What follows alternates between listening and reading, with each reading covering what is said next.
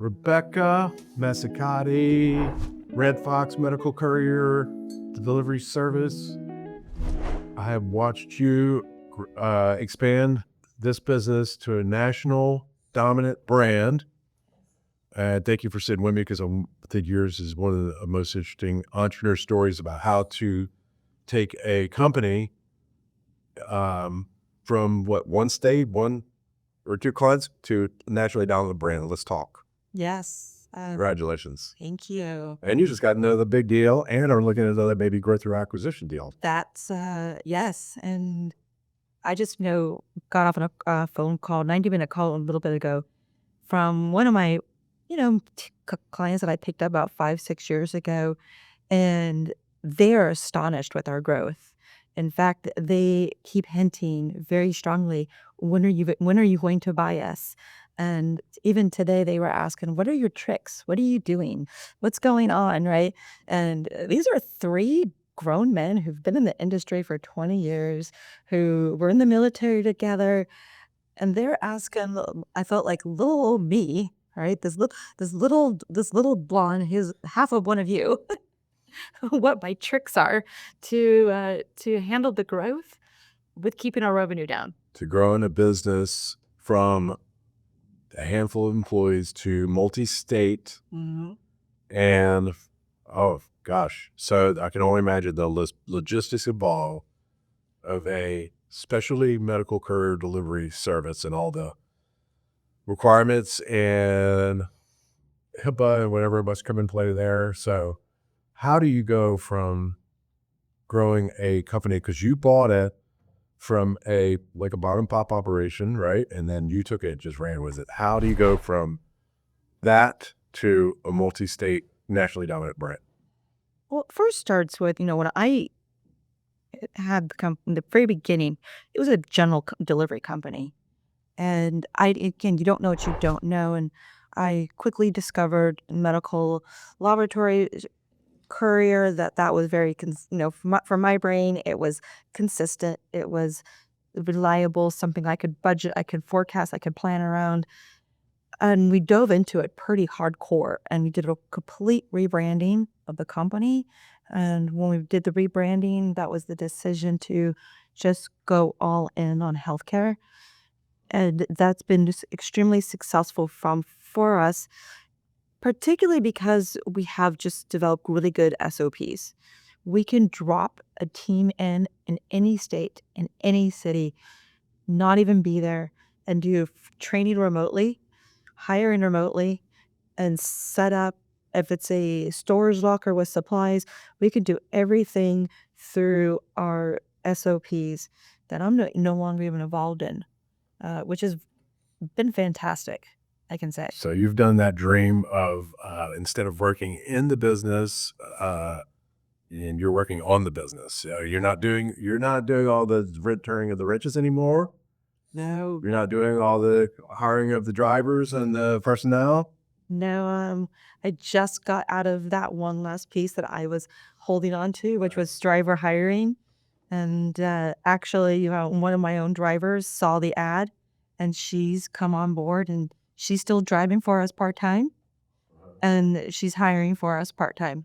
Oh, good. And so that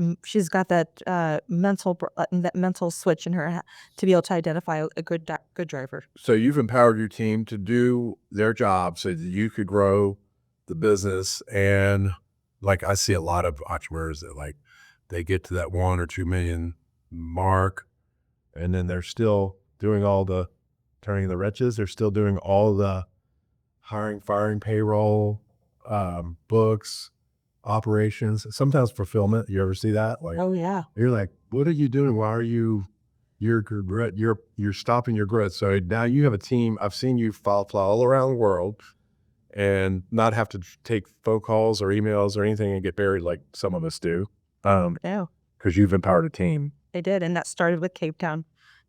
Me doing a entrepreneur global leadership conference and making that commitment to myself to go, and then sitting with my team and saying, I'm going, and I'm going to go, and I'm not going to work. Okay. And imagine saying that I'm going to go and be 8 hours in time difference, and I'm not going to be available. I'm going to check in to make sure the house is not on fire. But you're running this. Yeah, I love it. That's perfect. What's the what was the moment when you were growing and scaling? What was the moment you realized like that you had something big and that you were gonna? Is there a breakthrough moment or something that happened? Or I would say it was feeling empowered that I can do this anywhere. Like we had good SOPs and we were following them. But most importantly, I was just starting to get respect in my space in the industry. Um, I was starting to get referral business, which was really nice. And our brand recognition was starting to come into play. And that just came with time, right? Through committing to a LinkedIn campaign, committing to social media, creating to content. Um, and I am the true entrepreneur at heart. I thought I could do it all and save the buck. But all right, it doesn't work that way. You could tell yourself that all day long. It doesn't work. You got to hire somebody. yeah, yeah. No, it's incremental, and then once you realize it's too big, you have to commit to hiring people You do. to take over and help. And you just have to, and I've definitely have dove into the belief that we cannot be the master of everything, right? We cannot be the entrepreneur that does the IT, does the hiring, does the ops, does the accounting, does that wants to do everything. But we can't because we spread ourselves too thin that we actually don't have the energy to give back to our business and to create, right? Yeah. That's where the magic happens, right? Is when you step away. When you step away from your business, you let your mind flow. Why do you think so many entrepreneurs get stuck and don't hire? Is it money? Is it ego? Somebody will do better than them? I think it's habit routine, and it's also Can't get out of their way? you can't get out of your own way. But I would actually even go further than that. It's who you're surrounding yourself with, right? If you're surrounding yourself with non-other entrepreneurs or regular W-2 employees that are just doing the same thing, right? You fall in line with that belief and that mentality. As soon as you surround yourself with other entrepreneurs that are Have a team that's doing Yeah. work for them, and looking at you like you got 8 eyeballs because you're fielding you got two phones in your head, your text messages. oh, we know some of those, And don't we? they're looking at you like, don't you have employees? Yeah, I do. Well, do they work? Do they work? Yeah, yeah, no, we know some of those, and they hit that like 1, 2, 3 mil, they're stuck, and they're on the phone all day.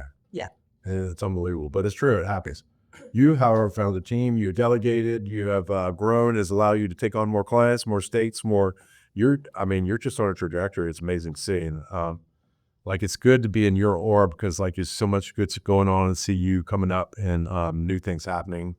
What's the thing that like it right now like it keeps you awake at night, or that you worry about, or that you are concerned for or excited about? Little nervous right now. Next week we do a big customer launch here in Tampa. Probably our single largest launch at one time. Usually they would stage things out, but right now the customer wants us to do basically all of Tampa Bay plus out to Orlando, and one day we're gonna launch it all. So that's a team of 20 drivers going in place, and we have to we handhold our team very closely, and that is our biggest secret sauce is the hand holding of our drivers. They're not alone. They are felt, they are communicated with, over communicated. They know we're watching them. Okay, They are not, and it's through that we succeed so well. good. I'll read that. So your excitement's in taking on the new client, but you know you'll be able to do it. So it's just in the logistics of implementing the new. It's implementing, right. I was just talking to my ops manager, and she's like, "We're not ready for Monday." I'm like, "Yeah, we are." She's like, "No, we're not." And I'm like, "Yeah, we are." All right. Because she's like, she's worried. And then she goes, "Okay, I think we are." Right. Um, it's, it's being positive, right? I'm scared. Like, great. I'm scared of Monday. but I'm not. I know we have I know we have a team. I know we have good people. I know we're going to continue to hire. And what's great right now is I'm not losing sleep over it. Okay. I'm not losing sleep, which is fantastic. Normally I would be. For let's say for a young or just starting out logistics person who's across the country, not competing against you, say they're in California, that's one area you don't want to deal with. I'm not touching California, Oregon, Washington. But you're from LA. That's okay. They have great tacos. I will fly in. I'll get some tacos. I'll give my mom a kiss, and I'll say goodbye. So so let's say somebody's watching this, they're getting into logistics, they're setting this off. You're one of the top logistics companies in the country. You've built a nationally dominant brand. They're going to what does Rebecca have to say to a logistics up and coming company? They're just getting started. What kind of advice do you give about somebody starting up and implementing a logistics company like yours? Join a state or national association, without a doubt. That really helped my business. Okay. That gave me my very first big customer. That also gave me mentors that I didn't know that I needed, and that I still speak with and work with to this day, 9 years later. Is find those associations and get involved.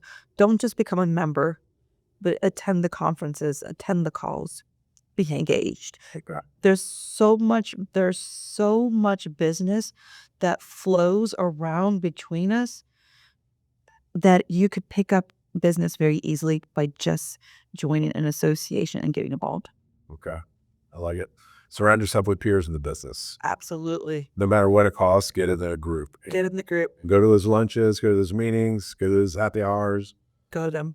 And ask questions and make connections. Absolutely. I mean, there's just so much knowledge.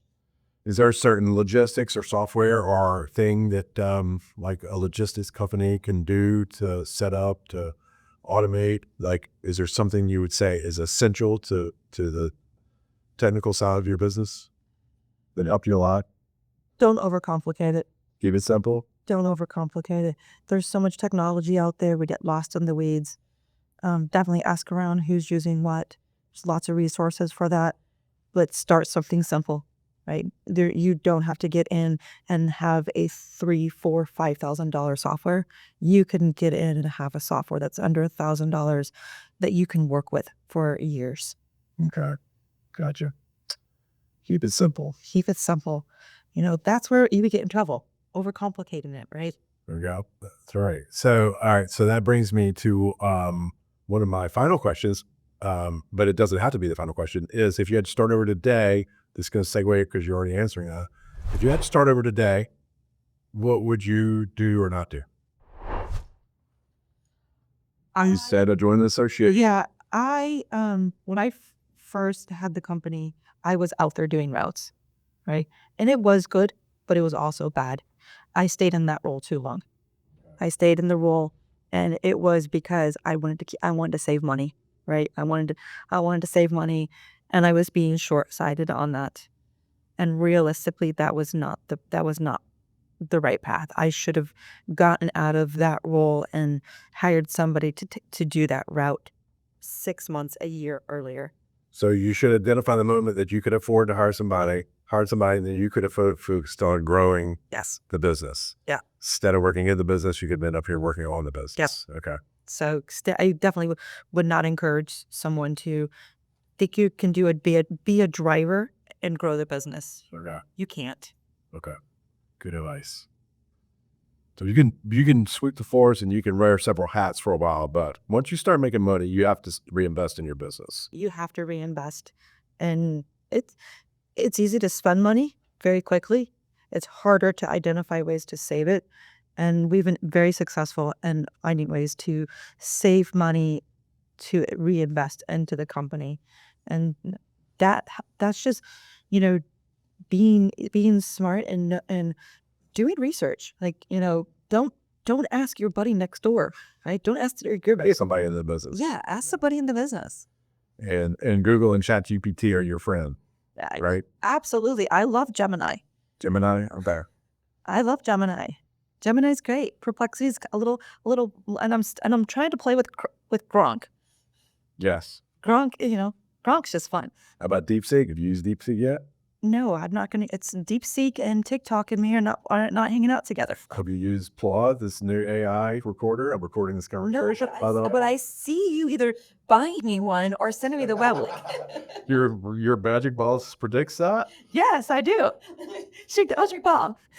Okay, Clint is buying me a present.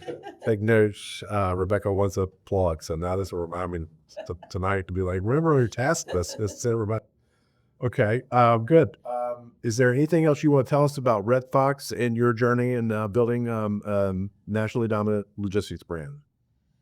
Yeah, so we're on the journey of M&A right now, and I'm scared. I'm nervous. Right. Growth through acquisition. So you're looking at absorbing other logistics delivery service firms out there in the states that you cover, and It can be a state we don't even cover. okay, We're just not California. California, Oregon, or Washington. Okay, so no, sorry about that, California or Washington. Sorry. But your loss. But if somebody's looking, if it's a mom and pop operation, they've been having this delivery service business, and they have a good client base, a good, you're looking to do growth through acquisition, Yes. and you're entertaining, you're making offers and doing due diligence, and you have cash quick to close, like you can make it easy transition for a company because you've done this before. That's what I'm doing right now. And that's what I'm doing in the business right now. Good. Other than high level conversations, or my day is spent really learning more about the financials on how to do this. What to look for specifically in everybody's P&Ls and all the financing options that are out there. I'm looking at what I learned is a facility loan. I mean, and again, that's EO, right? I mean, it's through your networking, it's through your groups, right? Learning these different weird loan options that is not an SBA. Okay. So we're not going the SBA route. We're gonna find other angles to make it. One way There's more than one way to skin a cat.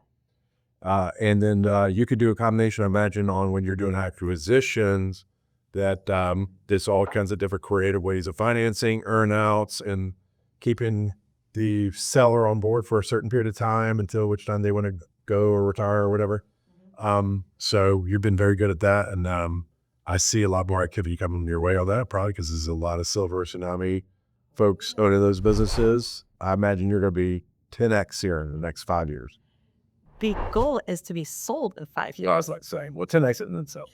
The goal is to be having a month or a summer vacation in the south of France or Italy. So you're within 24 months, 48 months, you're entertaining offers, is what you're saying. Yes, Okay.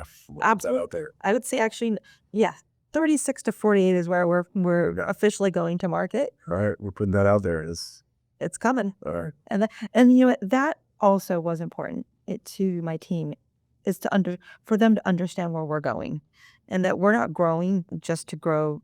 My team knows we're growing to sell.